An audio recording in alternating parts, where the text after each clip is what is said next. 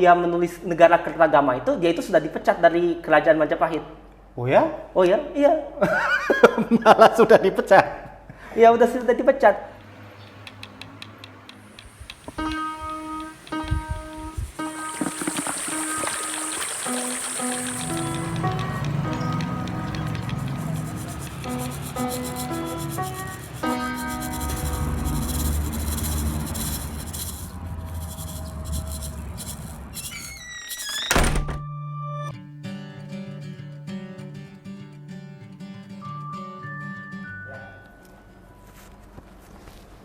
Assalamualaikum, selamat malam sobat pencinta sejarah.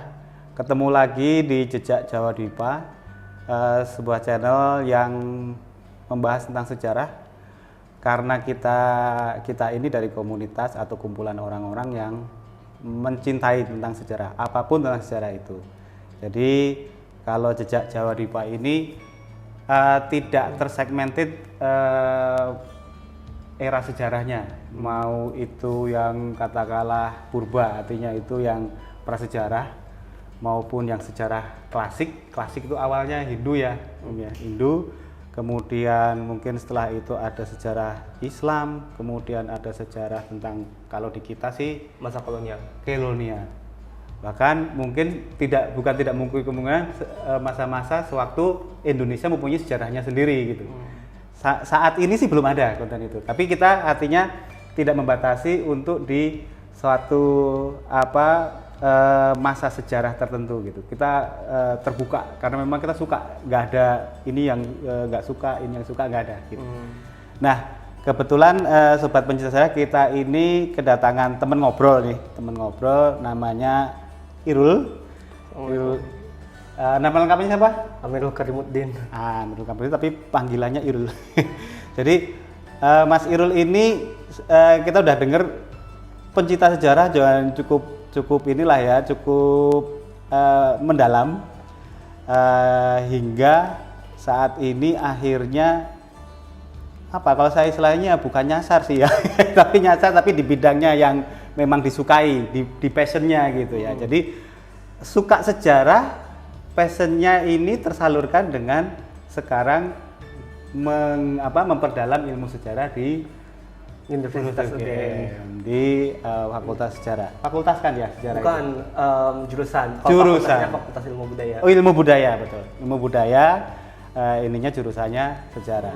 Nah, inilah Mas Irul. Jadi enaknya kita mau ngobrolin apa ini Om sekarang? Kalau membahas tentang sejarah Kerajaan Majapahit dan Singhosari boleh itu? Boleh. Jadi bedah buku atau apa nih? Bedah buku lah. Oke.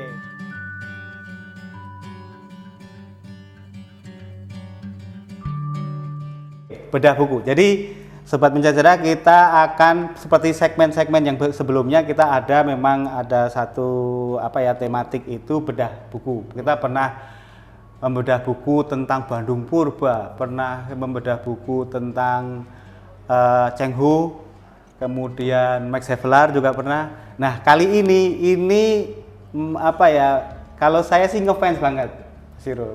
Sangat ngefans sekali dengan apapun tentang Majapahit gitu. Nah, ini pas banget nih. Bukunya tentang apa? Judulnya apa? Judul bukunya adalah Menuju Puncak Kemegahan, karya Profesor Slamet Mulyono. Oke. Nanti kalau physical bukunya bisa di-shoot dengan footage yang lain ya, tapi judulnya itu ya? Iya. Tahun berapa diterbitkannya? Kalau nggak salah tahun 1950-an kalau menurut sepengetahuan saya, seingat saya. 1950-an? 1950-an, 1960. Oh, pokoknya era-era setelah kemerdekaan lah. Oh, berarti termasuk yang inilah ya, orang Indonesia yang awal-awalnya menulis sejarah, mendalami tentang sejarah Majapahit. Oh iya, betul. Oke. Nah, bisa diiniin Mas Irul, itu outline-nya dari buku itu seperti apa? Buku ini relatif medium lah dalam ukurannya, kira-kira 279 halaman kalau aku tidak salah. 279 sampai 300-an halaman, terbagi menjadi 7 bab. Dan menariknya ini ya, 2 bab dia simpan buat membahas tentang kerajaan Singhosari dan Majapahit. Di awal atau di akhir? Di akhir justru. Justru di akhir, oke. Justru di akhir. Mas justru kayak gongnya itu ya. Tapi dan 5 bab pertama dia bahas itu tuh membahas sebuah sumber-sumber utama yang digunakan, terutama sumber negara Kertagama. Oke. Dia ngebahas, misalnya di bab 1 dia membahas tentang Empu Prapanca, penulis negara Kertagama. Dia membahas siapa itu Empu Prapanca, dia membahas jabatannya dalam kerajaan Majapahit, apa saja sehingga dia dapat menulisnya. Dia membahas bagaimana keadaan waktu dia menulis, apakah ditulis sebagai kehendak atau perintah Baginda Hayam Wuruk atau kehendak bebas. Perintah penguasa pada saat itu lah ya, Iya, istilahnya kayak gitu. Didikte harus nulis yang gini-gini, atau posisinya benar-benar dia itu kayak seorang penulis, kalau zaman sekarang kita sebutnya jurnalis lah ya. Apa yang mau dia tulis gitu. Itu yang mungkin menarik untuk di ini ya, di buku itu dibahas ya. Background dia itu seperti apa gitu. Kadang-kadang kalau kita gampangnya bahasa-bahasa sekarang ini kan sejarah ditulis oleh pemenang. Artinya kalau pemenangnya mau mintanya ditulis apa, yang memalukan pemenang jangan ditulis kan gitu kan. Iya. Biasanya sih gitu. Meskipun tidak selalu seperti itu ya. Iya, iya, betul. itu istilahnya generalisir yang menurut saya kalau kita suka sejarah sebenarnya apapun itu ya itulah sejarah. Memaknainya gimana kan begitu ya. Oke, jadi itu yang akan kita bahas, kita perdalam di segmen berikutnya.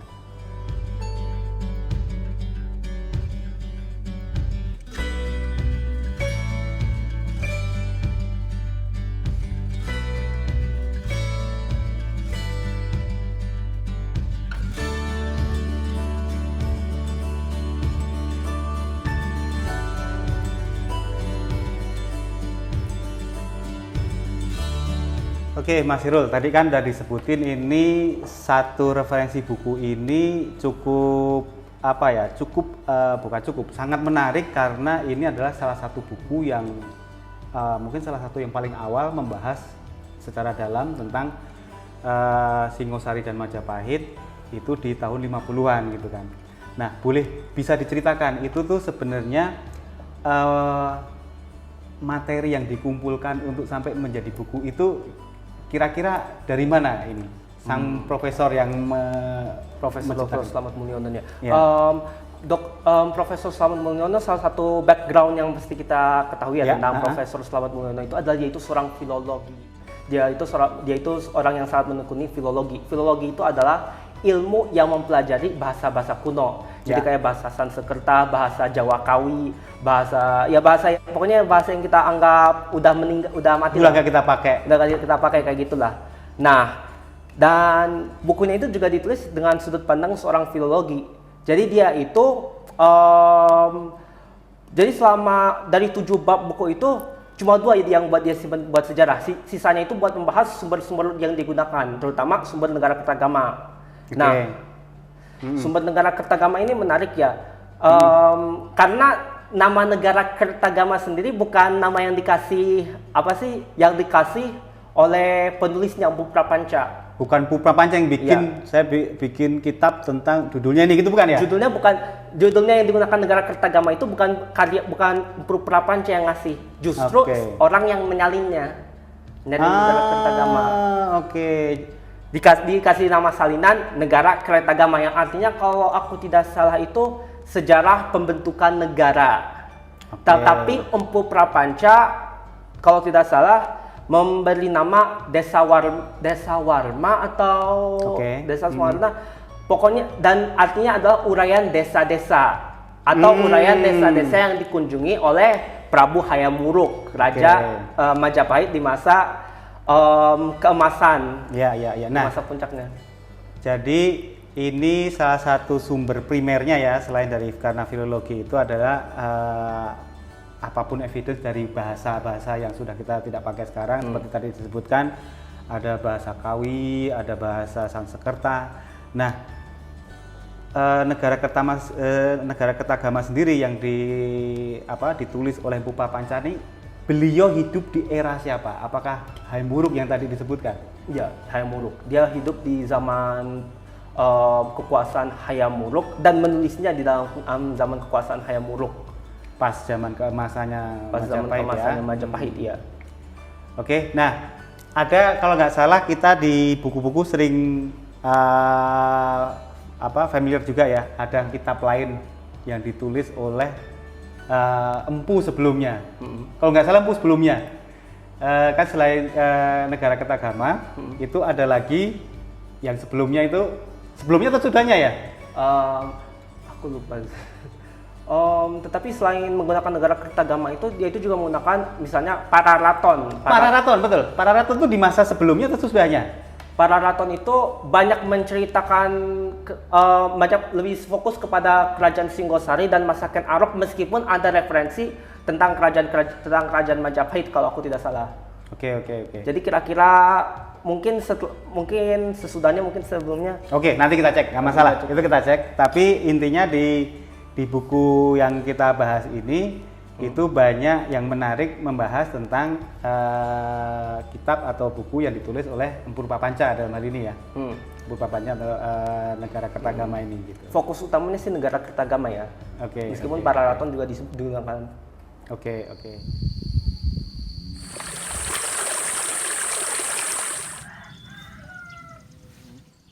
Cuma mungkin masih agak tutup kabut ya Om Hanif ya. Nah, sekarang kita mengenai bukunya sendiri. Kalau dari Mas Irul yang sudah membedah ini, itu tadi kan udah disebutin tuh ada 5 bab tentang Singhosari dan dua bab ya malahan itu Tentang Singhosari dan Majapahit, dan 5 bab tentang sumber-sumber yang digunakan.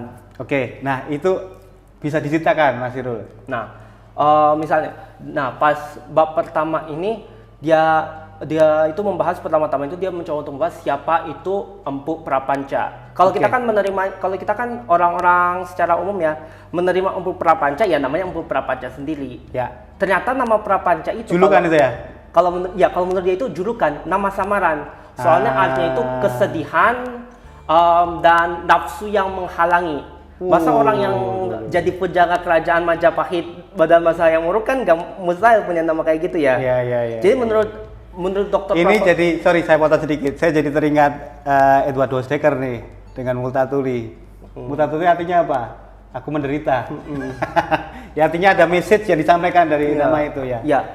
Nah, jadi Empu Prapanca ini karena bicara tentang Multatuli ini aku jadi ingat ya. Empu Prapanca ini menurut Profesor Slamet Mulyono ini waktu dia menulis Negara Kertagama itu dia itu sudah dipecat dari kerajaan Majapahit. Oh ya? Oh ya? Iya. Malah sudah dipecat. Ya sudah dipecat. Dan menurut Profesor Slamet Mulyono, dia itu menulis Negara Kertagama ini sebagai usaha agar dia itu dipilih kembali ke dalam ditunjuk kembali sama Raja Hayam Wuruk. Karena memang boleh dibilang pada zamannya dia seorang intelektual lah ya. Seorang intelektual. Terus kalau kitabnya sendiri ditulis di daun lontar atau daun lontar, ditemukannya dalam daun lontar. Bahasanya bahasa kalau nggak salah Kawi mungkin Kawi ya. mungkin.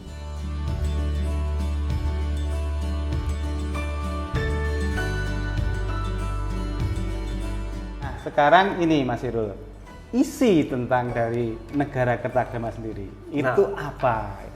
Nah, kalau perlu diingat ya, kalau misalnya Negara Kertagama ini bukan ditulis sebagai tulisan sejarah waktu Empu Prapanca. Ini digunakan sebagai sumber sejarah oleh profesor dan oleh para sejarawan-sejarawan, tetapi Negara Kertagama sendiri ditulis sebagai puja sastra. Oke. Harus memuja si pemimpin saat itu. Buat memuji pemimpin saat itu. Ya kayak prasasti umumnya ya. Iya. Prasasti itu kan sang raja Bulawa yang gagah berani, gitu. Menyumbangkan yang 10.000 bijaksana. sapi. Bijaksana atau enggak kita nggak tahu. Ya. Ya gitulah. Ya. Oke. Nah, itu isinya tentang puja raja atau penguasanya saja, atau mengenai kalau nggak salah tentang bisa menceritakan tentang kehidupan tata negara pada waktu zaman Majapahit. Sedikit dari keduanya. Dari 98 Pupu Negara Kertagama, hampir semuanya isinya puji-pujian kepada Prabu Hayam Wuruk. Oke. Hampir semuanya isinya pujian kepada Prabu Hayam Wuruk. Oke. Habis itu, tetapi dalam penulisannya itu dia juga membahas kayak misalnya masa kecilnya Prabu Hayam Wuruk, lahir dari siapa. Nah, habis itu dia juga membahas masa kecil Hayam Wuruk. Meskipun sesuai yang pernah yang diberitahu buku ini, sebenarnya ini fokus Negara Kertagama adalah dia itu membahas desa-desa, wilayah-wilayah yang dikunjungi oleh Prabu Hayam Wuruk. Oh, oke. Ya. Jadi kan gini ya, kita jangan menganggap kerajaan seorang Raja Majapahit itu dia itu cuma tinggal nyaman di ibu kota seperti Putra presiden Raja. saat ini. Ya. Tetapi justru yang akan dia lakukan adalah dia melakukan apa yang namanya itu sering keliling wilayah daerah. Dia sering melakukan itu. Ya. Nah, dia sedang melakukan keliling wilayah daerah dan saat keliling wilayah daerah ini, dia itu misalnya melihat jalan rusak diperbaikin atau melihat ada sebuah kuil, dia singgah, dia ziarah, berdoa di sana. Begitulah sebagainya. Habis itu mungkin juga mengadakan pesta, mengadakan gitu sebagainya. Dan ini adalah sebuah bentuk show of power lah istilahnya. Betul. Menunjukkan kekuasaan Betul. sang raja. Karena kalau misalnya tidak dikunjungi dengan rutin, kalau misalnya tidak ada show of power ini, justru yang ada perintah raja itu dianggapnya itu kekuatan politiknya itu akan melemah. Oke. Karena nggak ada karena nggak kelihatan gitu. Jadi Ya, ini istilahnya buat pamer kuasa lah istilahnya. Ya. Nah, dan di pelajaran Pamer kuasa dan menandai kekuasaanku. Ini kekuasaanku kayak gitu. ya. Dan di perjalanan inilah Empu dan yang kita ketahui sebagai Empu Prapanca ini menemani Prabu Hayam Wuruk.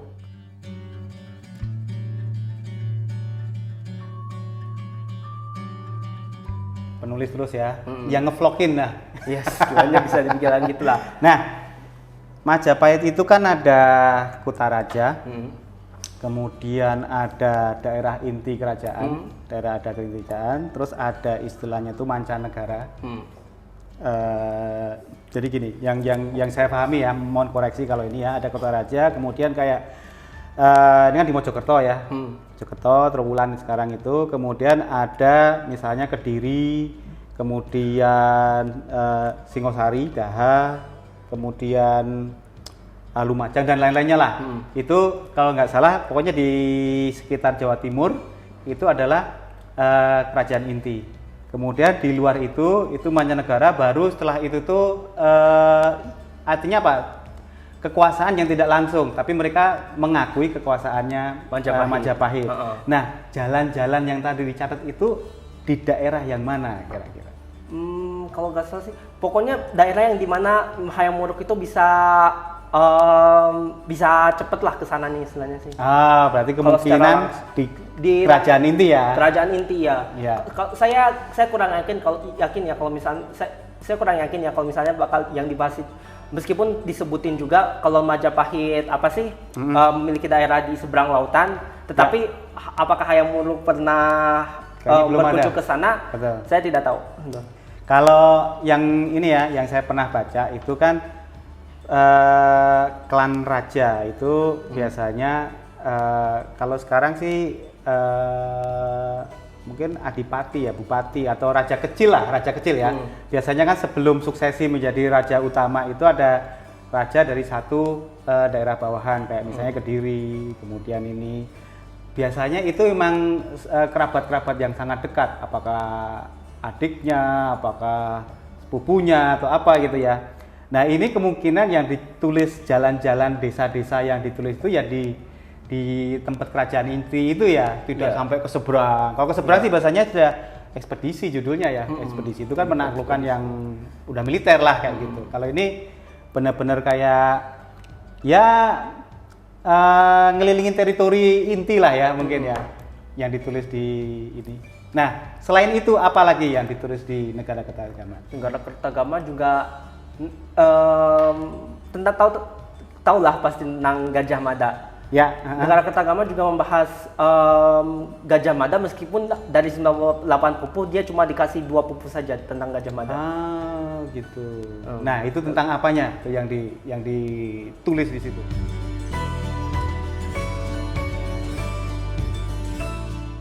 Oke, kita break dulu. Kita lanjut lagi nih, dalam sekali pokoknya pendalamannya. Terus gitu terus. Ini jalan-jalan Overland. Kalau dari sini ya, itu ada gunung batu juga di sana. Ya inilah sungainya gitu.